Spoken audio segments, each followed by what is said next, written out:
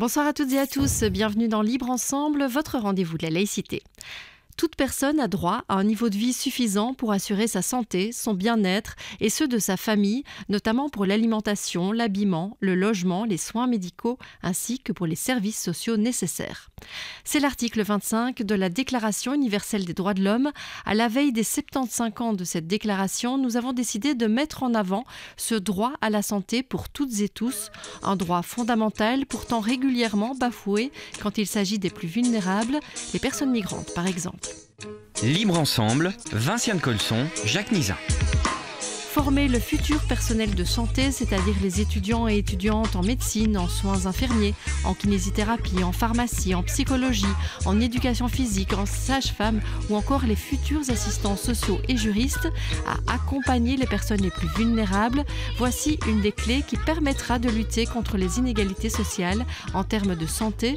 C'est le point de départ du projet Equity Health Lab lancé en 2022 par l'ULB et notamment par Céline Mailleux que nous avons le plaisir de recevoir ce soir. Bonsoir. Bonsoir. Vous êtes sociologue, professeure au sein de l'école de santé publique de l'ULB et directrice du centre de recherche en approche sociale de santé. Et à vos côtés, on accueille Marie Pissourt et Santiago Cadeillan. Bonsoir. Bonsoir. Bonsoir. Vous êtes tous les deux étudiants en médecine et vous avez été sensibilisés aux inégalités sociales de santé grâce à des formations données par l'Equity Health Lab, ce qui a donné lieu à la création de la Semaine des exilés et aujourd'hui à des propositions concrètes d'actions futures. Vous allez nous en parler dans un instant. Mais d'abord, je me tourne vers vous, Céline Mailleux. Alors, selon l'OMS, l'amélioration de l'accès à la santé pour toutes et tous, et plus largement la lutte contre les inégalités sociales de santé, c'est l'un des enjeux majeurs de nos systèmes de santé et d'accompagnement social. Ça veut dire que ce droit à la santé, qui est donc inscrit dans la Déclaration universelle des droits de l'homme depuis 75 ans, il n'est pas effectif aujourd'hui. Non, on ne peut pas dire qu'il soit effectif pour tous. C'est justement cette problématique des inégalités sociales de santé.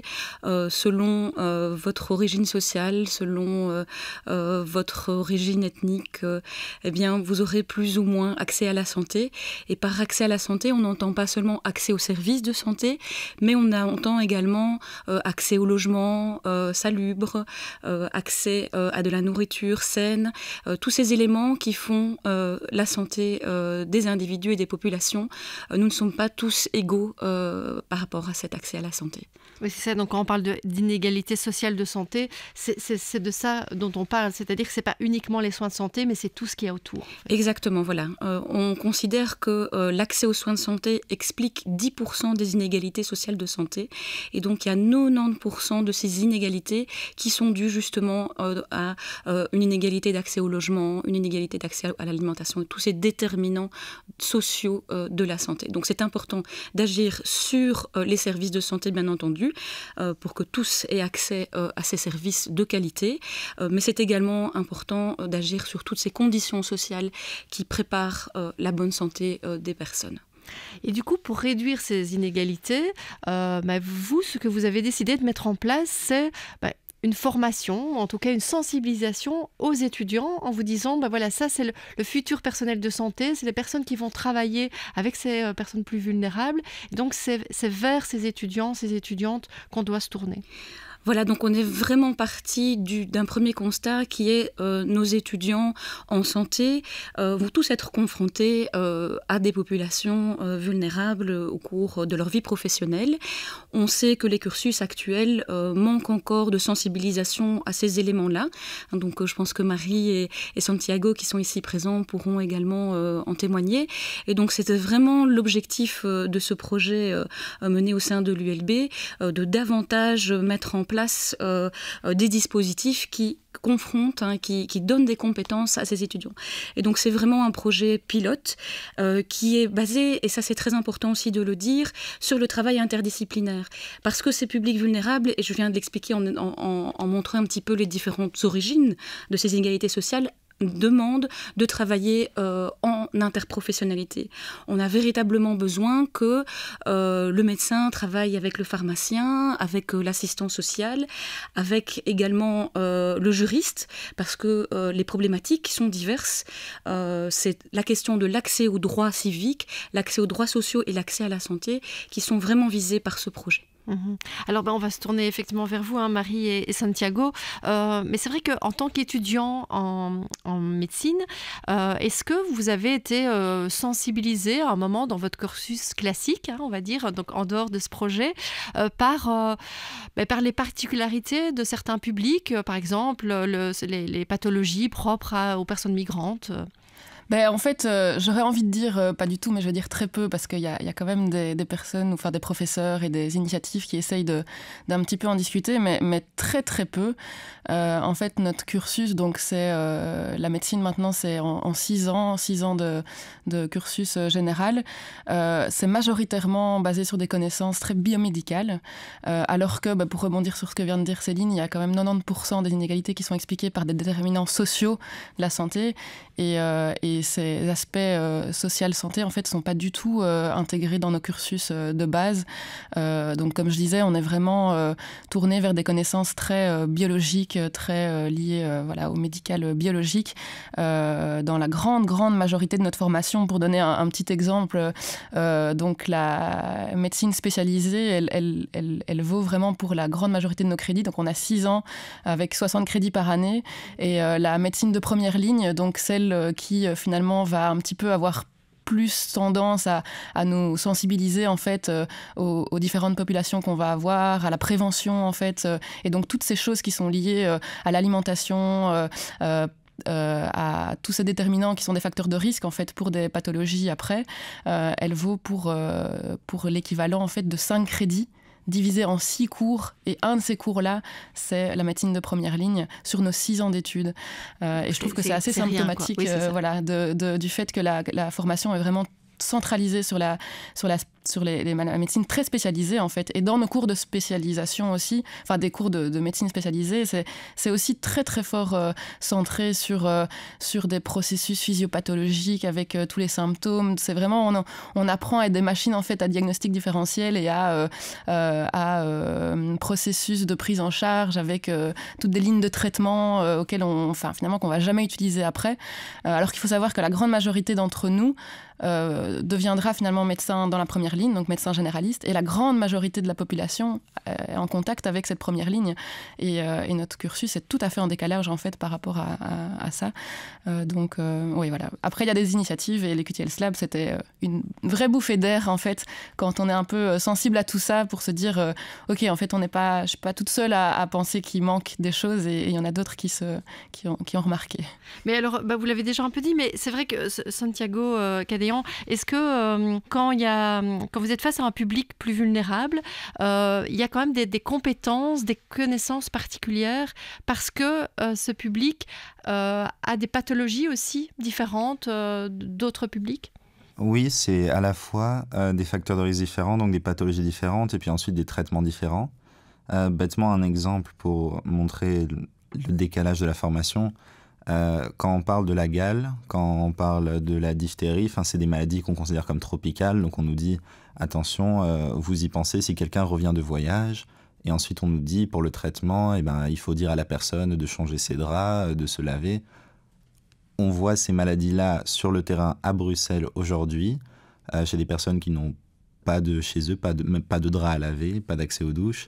Il y a énormément de cas à l'hôpital Saint-Pierre notamment, où on hospitalise les personnes pour la tuberculose, pour d'autres choses, alors qu'en fait on a des traitements qui normalement peuvent être pris à domicile et assurer une bonne guérison. Ça n'a pas de sens d'occuper une chambre d'hôpital pour ça, mais en fait si la personne vit dans la rue, alors on peut donner les traitements, mais son corps, son état physique et mental ne sera pas en état de guérir à ce niveau-là. Il y a plein d'autres choses, comme on a parlé aussi beaucoup de la médiation interculturelle dans les soins. On a des approches différentes, des conceptions différentes sur les personnes. Et ça, c'est quelque chose dont les hôpitaux manquent cruellement. Même bêtement, des interprètes pour la langue. En étant en stage, on me tirait un peu comme ça. Ce patient-ci parle que espagnol, cette patiente-ci parle que portugais. Du coup, je dépannais. Mon collègue, qui est marocain, dépannait aussi pour ceux qui parlaient que arabe. Il y a plein de choses comme le contact physique, notamment pour les kinés, les ostéos. l'examen gynécologique qu'on fait à une personne, c'est pas pareil si la personne a subi des tortures, a subi des violences. Oui, il y a un aspect par exemple psychologique ou des personnes qui ont subi un trauma, qui sont peut-être qui ont un trauma et donc il faut les aborder aussi différemment, j'imagine. Tout à fait, c'est un contexte différent. Il y a plein d'autres choses aussi dont on a parlé pendant la semaine, comme le fait qu'il y a des personnes qu'on hospitalise et le fait de se retrouver dans une chambre entre 4 murs.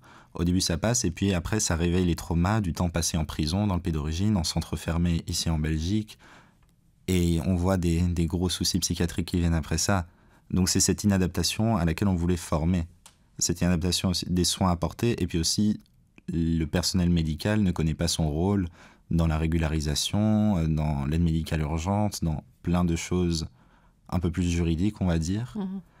Où on manque réellement de connaissances et ça limite encore plus l'accès qui est déjà très très compliqué. Oui, d'où l'intérêt de l'interdisciplinarité dont on a déjà un peu parlé. Alors c'est vrai qu'on a parlé de la première ligne. Alors Céline Mailleux, il y a encore quelques jours, vous assistiez à un colloque justement sur les soins de première ligne à Bruxelles. Ça veut dire qu'aujourd'hui, par exemple, parlons spécifiquement de Bruxelles, mais je pense qu'il y a pas mal de grandes villes qui sont concernées. Cette première ligne, elle doit être renforcée. Oui, tout à fait. Donc c'est ce qu'on constate peut-être pour préciser aussi le projet Equity Health Lab, c'est pas un projet de formation en tant que tel. On travaille avec les associations de terrain présentes sur Bruxelles. Alors on a choisi de travailler sur les publics migrants parce que justement ils combinent plusieurs formes de vulnérabilité et qu'on veut que nos étudiants soient confrontés à ces formes de vulnérabilité. Donc c'est un apprentissage en situation réelle. C'est-à-dire que nos étudiants vont aller réaliser des permanences auprès des associations qui travaillent déjà avec ces publics, qu'ils vont travailler ensemble à l'élaboration de plans pluridisciplinaires pour prendre en charge ces publics concrètement, donc c'est-à-dire avec des vraies personnes. On ne travaille pas sur des cas, on travaille avec les véritables associations et avec les personnes concernées par ces vulnérabilités. Et donc effectivement, on voit qu'aujourd'hui à Bruxelles, il y a un véritable besoin, vu les flux migratoires qui vont d'ailleurs probablement s'accentuer avec les transformations actuelles, notamment bien sûr la crise climatique. Donc il y a un véritable besoin. Et donc on a tissé en fait un véritable partenariat avec le tissu associatif bruxellois. Plusieurs associations sont partenaires du projet. On a tissé aussi un partenariat avec la Haute École Ilia Prigogine, dans laquelle il y a des assistants sociaux, pour vraiment favoriser cet accompagnement pluridisciplinaire. Alors effectivement, ces associations nous le disent, elles manquent de moyens, mais elles manquent surtout aussi de ressources humaines. Donc le partenariat est véritablement un win-win aussi entre ces associations. Pour en citer quelques-unes, voilà la SBL Constat, le CIRE. On commence à construire des partenariats aussi avec des ASBL qui travaillent plus particulièrement avec les mineurs non accompagnés comme Babel, avec des associations qui s'occupent plus particulièrement des femmes comme la Sister House. Et toutes ces associations nous le disent, elles ont besoin aussi de pouvoir engager du personnel déjà habilité à prendre en charge ces vulnérabilités, mais surtout ce dont elles ont besoin, c'est aussi des relais au sein de la première ligne, ce qu'évoquait Marie tout à l'heure, c'est-à-dire que ces associations ne peuvent pas prendre en charge l'ensemble du public concerné. Donc c'est aussi un objectif très important de l'Equity Health Lab, c'est de former des professionnels qui seront peut-être actifs simplement dans une maison médicale, dans un cabinet privé de kinésithérapie, qui seront actifs peut-être en tant qu'assistants sociaux dans un CPS, donc pas dans des structures forcément spécialisées pour ce public-là, mais qui connaîtront finalement. Oui, qui seront sensibilisés, qui connaîtront les partenaires, les acteurs de terrain. C'est vrai que Marie Pissot, par exemple, vous, est-ce que vous avez été dans certaines structures? Qu'est-ce que ça vous a apporté en fait d'aller sur le terrain, à la rencontre de ce public et aussi des acteurs de terrain qui travaillent dans ces ASBL, par exemple? Bah oui, en fait, ce que ça nous a amené, l'Equity Health Lab, donc comme je disais, c'était déjà se rendre compte qu'il y a d'autres personnes, étudiants et académiques, qui sont sensibles à ces questions-là, et ça fait déjà un bien fou en fait de se retrouver et de se dire, on n'est pas seul à avoir ces constats-là, et de pouvoir lier en fait nos formations avec le terrain, c'est absolument essentiel parce que, comme je disais, notre formation est fort hospitalo-centrée, donc tous nos stages se passent vraiment majoritairement à l'hôpital, et c'est quand même une médecine très spécifique en fait. Donc moi c'est vrai que je peux parler vraiment que de l'aspect médical parce que je suis en études de médecine, mais je sais que c'est le cas pour les autres disciplines aussi.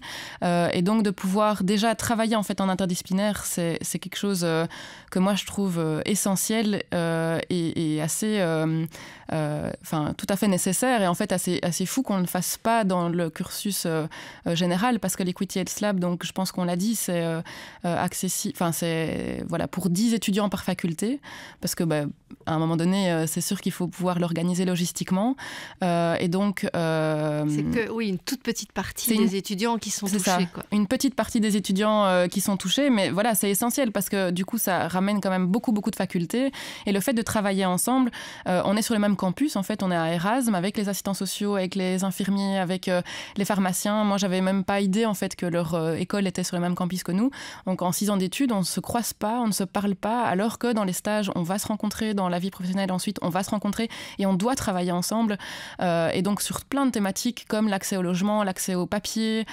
Finalement quand on a en face de nous une personne, et donc j'ai fait des permanences au CIRE par exemple, quand on a en face de nous une personne qui a des besoins médicaux de soins mais qui vit dans la rue et qui n'a pas de papier, c'est sûr que ce que nous on peut amener en tant que médecin, des solutions médicales, ça va passer complètement à la trappe à partir du moment où on ne se rend pas compte que la priorité de la personne à ce moment-là, c'est de se loger, c'est d'avoir contact avec sa famille qui est peut-être encore en trajet ou qui est resté et de pouvoir avoir des réponses sur son processus en fait de régularisation, de demande d'asile, etc.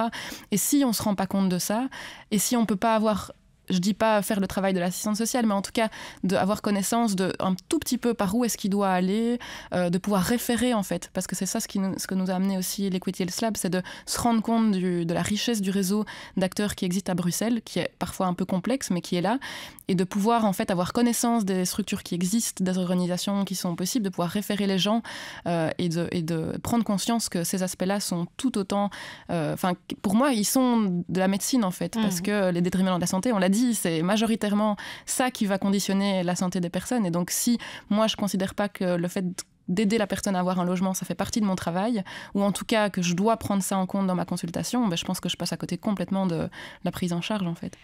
J'avais vu qu'un des objectifs de l'Equity Health Lab, c'était de donner du sens aux étudiants, aux enseignants aussi. Est-ce que vous avez l'impression, par exemple, Santiago, que c'est quelque chose qui a donné du sens à vos études, du sens à votre futur métier, ça vous a apporté du sens? Mais ça, c'est sûr. Enfin, moi, j'étais aussi au CIRE, j'ai fait des permanences au SAMU social. Et effectivement, c'est quelque chose de beaucoup plus... Enfin, on va dire que ça a encore beaucoup plus de sens quand on voit que énormément de difficultés se combinent et qu'on doit aller faire l'effort de cette interdisciplinarité-là, de comprendre ce que font les autres personnes. Ça donne beaucoup de sens. Et aussi, le fait d'être sur ce terrain-là, on voit à quel point ça craque. Enfin, on voit à quel point on est un peu à la limite de ce qu'on peut faire au niveau associatif, parce que structurellement, il y a un manque de volonté d'assurer une vraie politique d'accueil. Donc on bricole avec ce qu'on a, et effectivement ça a beaucoup de sens, parce que du coup on a un impact très fort, avec des moyens assez limités finalement. Et c'est d'ailleurs ce qui vous a poussé, vous, en voyant peut-être que ça craquait un peu de toutes parts, ce qui vous a poussé à lancer la Semaine des Exilés. Donc, elle a eu lieu il y a quelques semaines. C'est un projet donc, qui est né suite à l'Equity Health Lab. Et vous avez reçu la bourse ESSEL de l'ULB pour l'organiser. Donc, voilà, vous aviez envie de donner aux autres étudiants, à ceux qui n'avaient pas pu assister à ces formations, enfin, à cette sensibilisation, de leur donner aussi des clés et des infos. Oui, en fait, c'est vraiment ça, c'est de là que c'est parti. Donc avec Santiago, ça a émergé donc une idée de sa part, mais un constat de notre part, en fait, de vouloir rendre accessible toutes ces connaissances, et puis aussi la prise de conscience du nombre d'acteurs et de richesses qu'il y a dans le réseau associatif, et du fait qu'on n'y a jamais accès dans nos cursus. Et donc c'est comme ça qu'on s'est dit, tiens, on a envie de pouvoir organiser sur le campus de Erasme, sur lequel il ne se passe pas grand-chose, mais qui finalement accueille plein d'étudiants du pôle pôles santé, donc de plein de disciplines différentes, et on a voulu rendre accessibles ces connaissances en organisant cette semaine des exilés. Donc il y avait pour objectif vraiment de renforcer ses compétences, et puis on a reçu la bourse Essel un peu en dernière minute, et puis du coup c'est devenu concret, et cette bourse a pour objectif de pérenniser des projets. Donc on s'est dit on va le faire chaque année on va en collaboration avec l'Equity Health Lab vraiment lancer en fait chaque fois une édition de l'Equity Health Lab avec une semaine forte de conférences, de débats accessibles à tous, qu'on espère qu'il va chaque fois être un peu plus grosse, enfin en tout cas avec un impact de plus en plus fort sur les étudiants auxquels peut-être commencer à s'impliquer plus les académiques. On a eu vraiment on a fait un travail grâce au contact qu'on a eu dans l'Equity Health Lab, mais on a eu des acteurs, des experts de terrain qui sont venus. Donc vraiment, il y a eu Médecins du Monde, MSF, la Croix-Rouge de Belgique, le CIRE, Constat, Transit, Alias. Enfin vraiment un nombre assez impressionnant d'organisations de terrain qui sont venues pendant toute une semaine pour donner des conférences à tous les étudiants du pôle santé. Donc c'est assez... Et du coup, est-ce qu'il y a des constats qui sont ressortis de ces conférences? Alors, je donne quelques titres, mais par exemple, il y en a eu une sur l'aide médicale d'urgence, sur les soins de santé donc en situation irrégulière, sur les soins physiques et psychiques adaptés aux personnes qui ont subi des violences, donc sur le parcours aussi migratoire. Et donc, quels ont été les constats et les pistes en fait d'action aussi? Parce qu'on voit, vous les renouvelez, mais est-ce qu'il y a des pistes d'action concrètes, des choses qui sont ressorties? On va dire qu'il y a deux aspects au constat et aux pistes d'action. La première, c'est directement pour nous, en tant qu'étudiants, étudiantes et puis futurs professionnels de la santé, les compétences de, par exemple, savoir c'est quoi l'aide médicale urgente, comment on introduit le formulaire, à qui on l'introduit, qui donne accès. On voudrait avoir des projets où, par exemple, on pourrait faire notre travail de fin d'études, nos mémoires sur ces thèmes-là, peut-être combiner... ces connaissances-ci avec nos stages, avec nos cours, et intégrer ça définitivement dans le cursus académique. Ça, c'est les constats, en tout cas, à notre niveau direct. Et puis, il y a aussi plein de propositions où, en fait, voilà, quand nous, on doit former pour expliquer à quel point l'aide médicale urgente est compliquée d'accès, où on peut l'introduire à un CPAS qui nous dit « Ah, on n'est pas compétent parce vous n'êtes pas sur notre territoire, la personne est sans abri, donc bon, être sur le territoire ou pas, c'est un peu difficile. » Puis un autre CPAS doit voir ça, puis ensuite, s'il n'est pas d'accord, il y a un jugement qui doit être fait, ça peut prendre jusqu'à 3 mois. On imagine difficilement quelqu'un qui voudrait faire une interruption volontaire de grossesse, qui a besoin de traitement pour son diabète, pour son VIH, attendre 3 mois pour avoir cette aide-là. Et en plus, sachant que ce mois par CPAS, c'est pour faire une enquête sociale pour vérifier que la personne est effectivement trop pauvre pour payer ses soins. Une des propositions qu'on a relayées sur le campus aussi avec la campagne Sans Papiers 2023, qui est du CIRE, du SAMU social, de Médecins du Monde et Lilo, qui est un centre d'accueil. Une des propositions, par exemple, c'est que l'accès à l'aide médicale urgente soit simplifié en garantissant l'accès, on va dire donner l'accès par défaut, que le CPAS ne puisse pas dire « vous n'êtes pas sur le territoire, on n'est pas compétent », mais qu'il l'accepte aussi. Et puis qu'il rembourse les soins, et si on découvre ensuite dans l'enquête sociale que la personne a les moyens de payer ses soins, alors on facturera par la suite. Mais ça n'a pas de sens de le limiter. Oui, ça veut dire qu'en fait là, vous avez fait des propositions non seulement pour faire peut-être changer un peu les choses au niveau des études, vous avez dit que c'était encore très biomédical, mais aussi des propositions pour essayer de faire changer les choses au niveau politique. Oui, après, ça, elles viennent pas de nous, ces propositions-là, elles viennent des ASBL qui travaillent dessus. Mais vous les soutenez et vous les relayez en tout cas. Il y a plein d'autres choses, comme par exemple le fait de renverser la charge de preuve. Par exemple, quand on parlait des soins adaptés aux personnes qui ont subi violence et discrimination, selon les catégories de personnes, il y a beaucoup de discrimination spécifique. Et la Belgique, en tout cas le système d'accueil, n'est pas adapté à ça. On avait par exemple l'histoire d'un jeune homme homosexuel qui du coup arrive en Belgique et demande l'asile parce que si sa sexualité était découverte au pays d'origine, il risquait des traitements très violents, voire la mort. Et puis on lui a dit qu'il mentait sur son dossier parce qu'en épluchant sa page Facebook, on voit qu'il avait une photo avec une fille. Bah oui, évidemment, il jouait le jeu pour que sa famille le croie. Mais donc, que la Belgique ne prenne pas en compte ça, qu'il n'y ait pas de formation de l'administration pour se dire...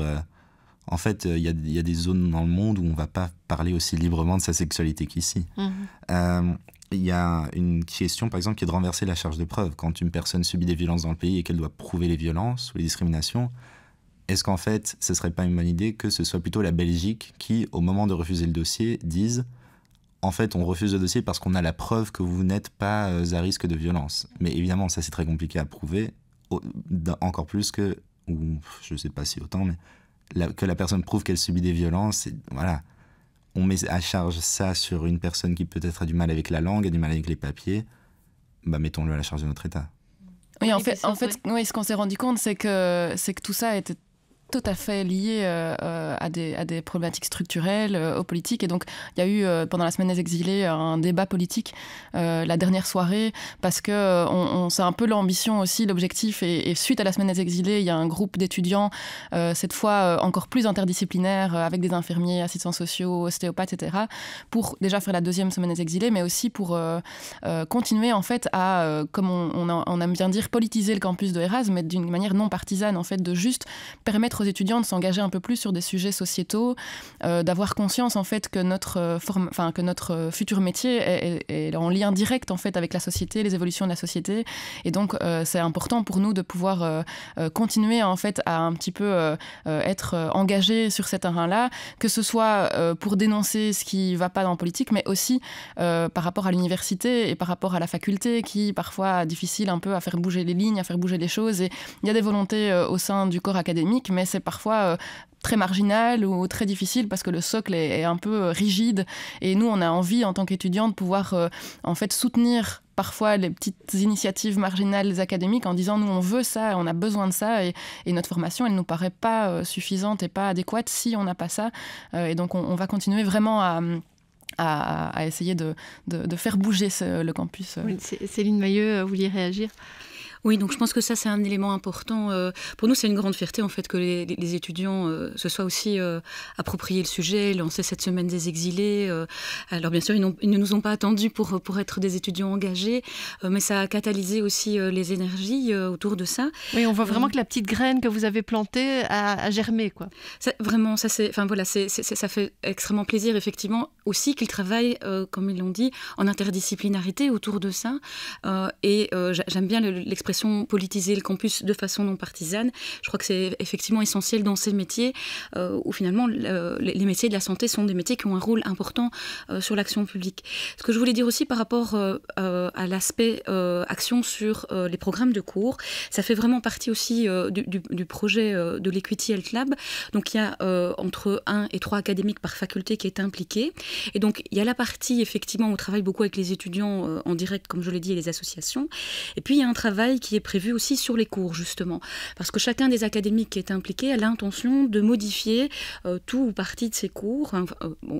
Ça dépend évidemment de la faculté et du nombre de cours concernés, mais on essaye de réintégrer justement ces compétences dans nos cours et de sensibiliser nos collègues. Et là, l'action des étudiants est très précieuse parce que c'est eux qui ont cette vision aussi de l'ensemble du cursus et qui peuvent aussi pointer, tiens, là, ce serait intéressant dans ce cours-là qu'on ait cette sensibilité-là qui soit mentionnée.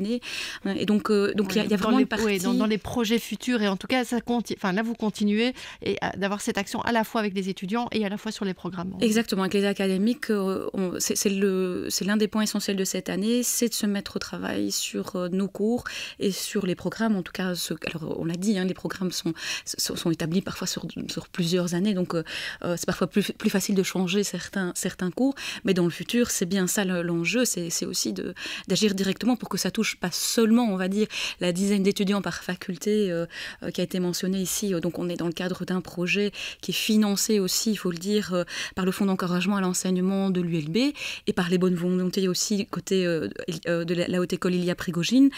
L'un des enjeux pour nous, c'est de pérenniser bien sûr ce projet, puisque là, je le disais, c'est un projet pilote, donc on souhaite le pérenniser et on souhaite aussi l'étendre grâce à ce travail sur les cours directement. Oui, alors Santiago et puis Marie, je vous laisse réagir une dernière fois. Oui, j'allais dire qu'on a aussi plusieurs choses prévues aussi sur le campus au deuxième quadrimestre ou dans l'année à venir, même au-delà de la grande semaine d'exilés qu'on refera, où par exemple on pensait en février faire tout un thème sur la santé et le climat, notamment comment adapter nos soins de santé à des ressources plus limitées, à des maladies qui émergent de par les changements climatiques. On voulait réfléchir aussi, par exemple, aux soins dans tous les lieux de privation de liberté, que ce soit les prisons, que ce soit les centres fermés. Oui, tous des lieux effectivement spécifiques aussi. Oui, j'allais réagir en fait de la même manière pour expliquer que suite à la semaine des exilés, donc le vendredi midi, on s'est retrouvés en fait avec tous les étudiants qui étaient intéressés de s'impliquer davantage sur ces thématiques-là, donc de disciplines confondues. Et on a créé alors cette communauté étudiante de l'Equity Health Lab, donc Equity Health Lab Student, pour mettre encore une lettre en plus aux acronymes.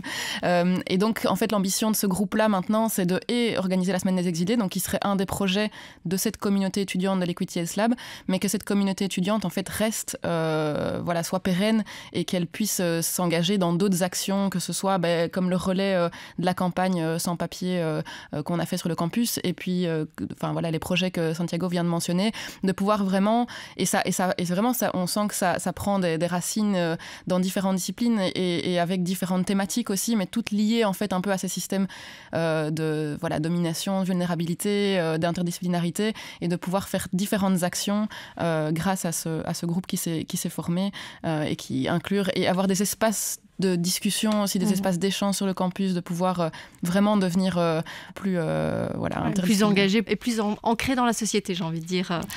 Mais merci vraiment, on va suivre vos différentes activités. Merci beaucoup d'être venu nous en parler aujourd'hui. Donc je rappelle, Marie Pissourt et Santiago Cadeillan, vous êtes étudiants en médecine et donc à l'initiative de cette semaine des exilés et puis après de tous les projets dont on a parlé. Et donc Céline Mailleux, sociologue, professeure au sein de l'école de santé publique de l'ULB, et alors responsable donc, de ce projet Equity Health Lab. Merci beaucoup à tous les trois. Merci à vous de nous avoir suivis et une bonne soirée à tous. Merci. Merci.